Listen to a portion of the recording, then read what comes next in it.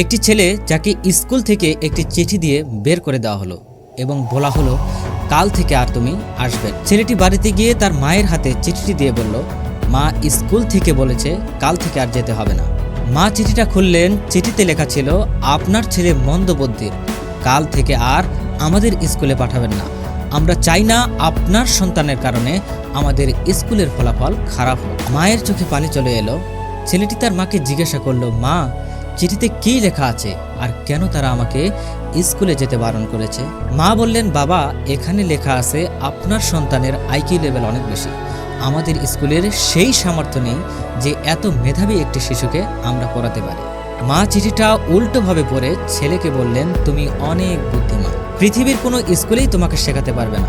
তোমার স্কুলে যাওয়ার প্রয়োজন নেই, আমি নিজেই ঘরে তোমাকে পড়াবো। ছোটবেলা অনেকেই হাসতো এবং বলতো, তোমার ছেলে মন্দবুদ্ধির, সে জীবনে কিছুই করতে পারবে না। কিন্তু জানেন কি, সেই মন্দবুদ্ধির ছেলেটি একদিন আমাদেরকে পুরো পৃথিবীতে আলো দিয়েছিলেন।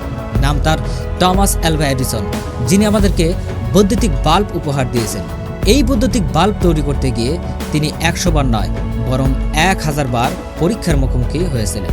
যখন তিনি 999 বার ব্যর্থ হয়েছিল, তখন কেউ একজন তাকে বলেছিল, তুমি কেন হাল ছাড়ছ না?